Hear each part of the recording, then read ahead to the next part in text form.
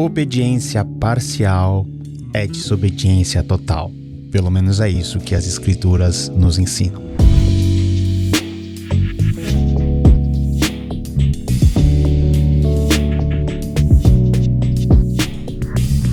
O capítulo de hoje, 1 Samuel 15, é um capítulo bem difícil.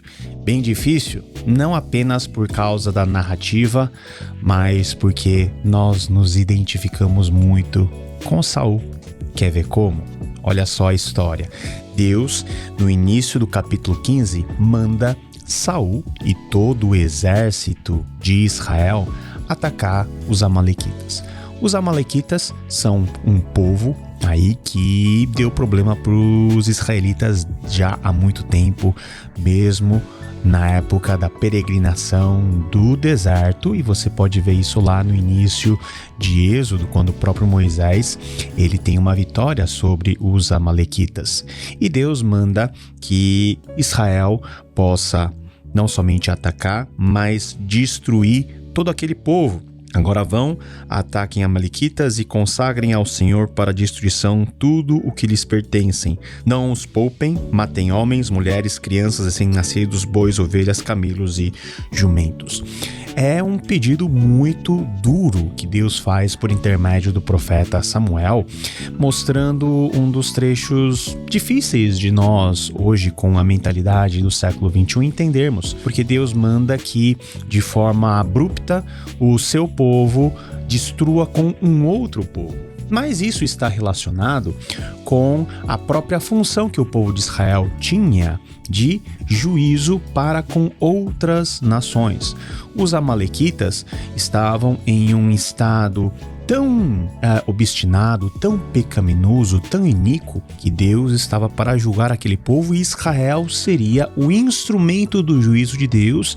Tanto é que todo o povo estava corrompido e por isso todo o povo estava debaixo do juízo de Deus, independente da idade, independente se fosse velho ou criança. Todo o povo de Amaleque estava longe de forma irreversível dos caminhos do Senhor, e Israel teria aquela chance de ser um instrumento do juízo de Deus. Mas o que acontece? Samuel entrega esse oráculo, essa ordem para Saul. Saul convoca 200 mil soldados de infantaria e 10 mil homens de Judá, foi à cidade de Amaleque e armou uma emboscada e coloca em execução aquilo que Deus havia ordenado. Mas, quando nós vemos o que realmente aconteceu, nós podemos ver que a execução da ordem de Deus foi feita ao gosto de Saul e para servir aos seus interesses.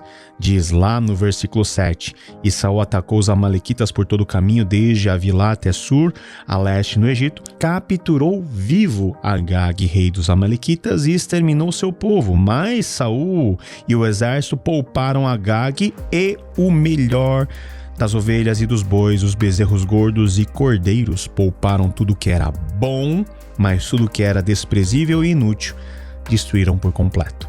Veja, Deus havia ordenado Saul a destruir tudo, independente do que aos seus olhos fosse bom ou ruim. Tudo. Essa é a ordem de Deus. Entretanto, Saul obedece até o ponto que é conveniente a ele. Destrói realmente tudo que era ruim aos seus olhos, e aquilo que era bom, Saul poupa. Agag, porque na tradição dos povos, um rei mata outro rei soa muito mal, então ele deixa Agag vivo, e ele poupa todos os animais bons que fariam parte do seu ativo, da sua riqueza pessoal, ou ele ia distribuir para a sua tropa.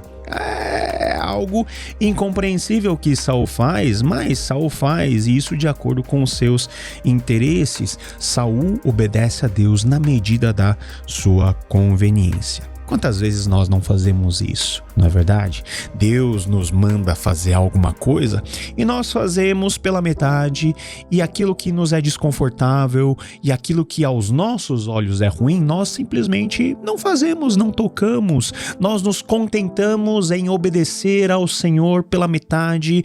Nós temos aquele sentimento, O que eu podia, eu fiz, e o que está além, né, eu vou empurrando com a barriga. Deus aparece para Samuel e diz: eu me arrependo de ter posto Saul como rei, pois ele abandonou e não seguiu as minhas instruções. E Samuel ficou irado e clamou ao Senhor toda aquela noite. O que será que Samuel deve ter falado com Deus aquela noite inteira? Será que Samuel convenceu Deus de se compadecer de Saul? Nós não sabemos. O que sabemos é que no dia seguinte, Samuel foi ao encontro de Saul e a conversa foi muito dura. Quando Samuel encontrou Saul, disse: o Senhor te abençoe. E eu segui as instruções do Senhor. O pior é isso. O pior é que Saul estava com o seu entendimento tão turvado pelos seus próprios interesses que a meia obediência aos seus olhos era uma obediência completa. Eu fiz tudo o que o Senhor mandou, mas Samuel o confronta dizendo: que barulho de animais são estes que eu estou ouvindo? Saul retruca dizendo: os soldados trouxeram dos amalequitas. Os soldados, ele lava suas mãos da sua responsabilidade de ter poupado os animais e coloca essa responsabilidade de forma sorrateira nos ombros dos seus soldados. E Saul faz algo pior. Eles pouparam o melhor das ovelhas e dos bois para sacrificarem ao Senhor, o teu Deus. Mas o restante nós destruímos. Ou seja, o que Saul estava dizendo era mais ou menos o seguinte: olha, nós poupamos porque nós achamos que isso ia agradar mais a Deus. Deus ia ficar muito feliz em receber os sacrifícios desses animais bonitos, desses animais importantes. Por isso nós não matamos, nós reservamos para entregar ao Senhor. Nós fizemos melhor do que aquilo que o Senhor havia exigido de nós. E esse é um perigo muito grande.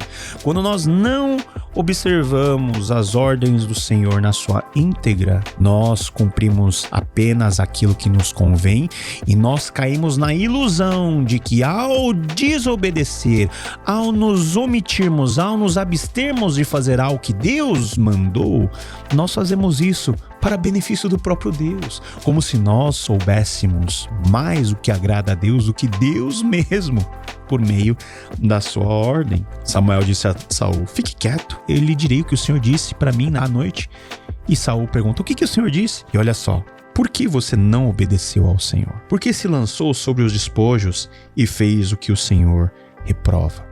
Os despojos de guerra eram tradicionalmente da parte vencedora. Deus havia dito para destruir tudo. Saul se apodera de forma indevida e Deus está cobrando.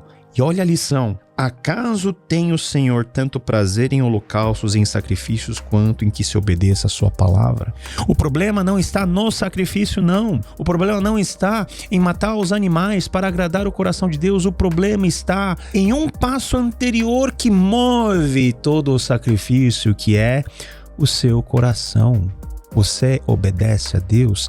Se você obedece a Deus, o seu sacrifício vai ser agradável. Se você desobedece, até o seu sacrifício se torna abominável. Meus queridos, quantas vezes nós, de forma ativista, fazemos algo a Deus pensando que o simples ato de fazer algo agrada a Deus, sendo que o nosso coração está longe dos seus propósitos. E o pior, fazendo aquilo que na exterioridade é para Deus, mas para suprir uma demanda particular, egoísta de cada um de nós. A obediência é melhor do que o sacrifício. A submissão é melhor do que a gordura de carneiros, porque a desobediência equivale ao pecado da feitiçaria. Que palavra dura! Que confronta não apenas os nossos atos flagrantes de desobediência, mas as nossas obediências convenientes ou meias obediências.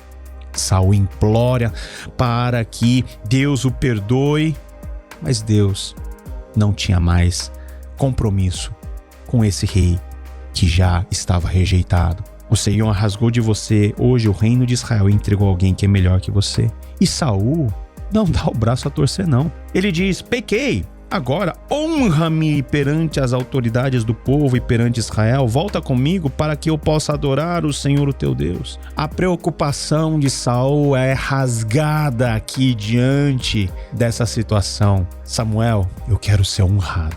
Isso é que motivou a obediência conveniente de Saul. Eu quero ser honrado, eu quero ser beneficiado. Eu sou o rei de Israel. Volta comigo, me honra na frente do meu povo e faz com que eu possa adorar a Deus. Samuel ouve esse pedido de Saul, mas a partir de então nunca mais Samuel vê o rosto de Saul, porque ele volta para Ramá e lá ele permanece. Veja que esses capítulos que nós lemos sobre a vida de Saul, no começo indicam o Saul que aparentemente é humilde, mas o poder lhe foi subindo a cabeça, e quando o poder sobe a cabeça, é justamente isso que acontece. Você pensa que está fazendo para Deus, mas na verdade está fazendo para você.